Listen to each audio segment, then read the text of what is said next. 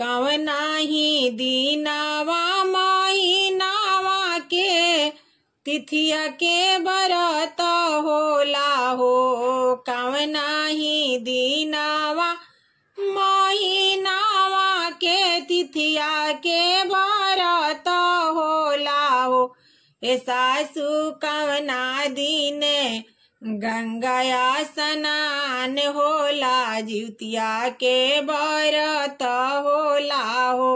ए सासु कवना दिने गंगाया स्नान होला जितिया के बरत होला हो।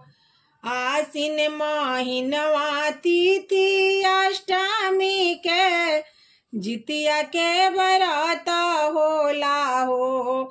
आसिन महीनावा तिथि अष्टमी के जितिया के बरत होला हो। ए बहू वही दिने गंगाया स्नान होला जितिया के बरत होला हो।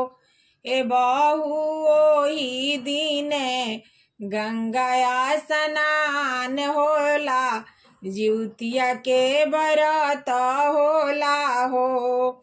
जितिया बरत बड़ी पावना लागे मन भावना हो।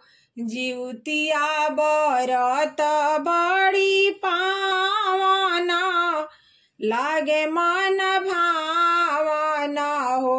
ए सासु कह तू तो भूखती जिउतिया त गंगा स्नान करती हो। ए सासु कह तू तो भूखती जिउतिया त गंगा स्नान करती हो। बोलिया त ए बहू बोलेलू बोलहू न जानेलू हो। बोलिया त ए बहू बोलेलू बोलहू न जानेलू हो। ए बहू तू त बाड़ू जरी के बझिनिया जिउतिया कैसे भूखबू हो। ए बहू तू त बाड़ू जन्म के अभागिन नहैबू कैसे गंगानु हो। ननही में माई बाप मरी गईले नहीं अरे नहीं पूछेला हो। छोटही में माई पापा मरी गईले नैहर नाही पूछेला हो। ए बहू नाही बाड़े गोदी में ललानावा जिउतिया कैसे भूखबू हो।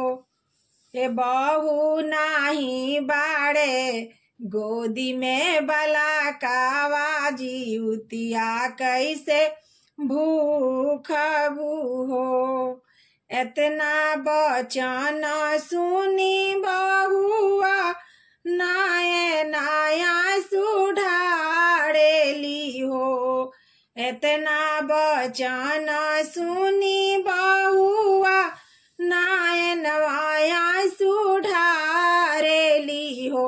बहुआ चली गईली गंगा किनारे त गंगा जिसे और जा करे हो। बहुआ चली गईली गंगा किनारे त गंगा जिसे और जा करे हो। कवना खसूरा हमसे भइले त माई पापा छीनी लिहलू हो। कवना खसूरा हमसे भइले त माई पापा छीनी लिहलू हो। हे गंगा मैया जाना मैया भागिन बनाइलू त सासू बिरही बोलेली हो। गंगा मैया जाना में आ भागिन बनाइलू त सासू बिरही बोलेली हो। गौआ नगरिया के नारी सब भूखेली जिउतियानु हो। गौआ नगरिया के नारी सब भूखेली जिउतियानु हो। गंगा मैया देखी देखी तरसेला मानावा रही त हमरो ललानावानु हो। गंगा मैया देखी देखी तरसेला मानावा रही ते हमरो ललानावानु हो। तिवई के सुनेली दुखावा त गंगा मैया निकालेली हो। तिवई के सुनेली दुखावा त गंगा मैया निकालेली हो। बेटी हम देबो गोदी में ललानावा जिउतिया बरत भूखियानु हो। बेटी हम देबो गोदी में बलाकावा जिउतिया बरत करी हनु हो। गंगा तीर से उठली तिवाई बिहसत अपना घर गईली हो। गंगा तीर से उठली तिवाई बिहसत अपना घर गईली हो। ए सखिया ठावा महीना के बीतत नौआ के लागत हो। ए सखिया ठावा महीनवा के बीतत नौआ के लागत है। ए सखिया भोरे भोरे लालना जनम ले आंगनवा उठे सोहर है। हे सखिया भोरे भोरे लालना जनम ले आंगनवा उठे सोहर है।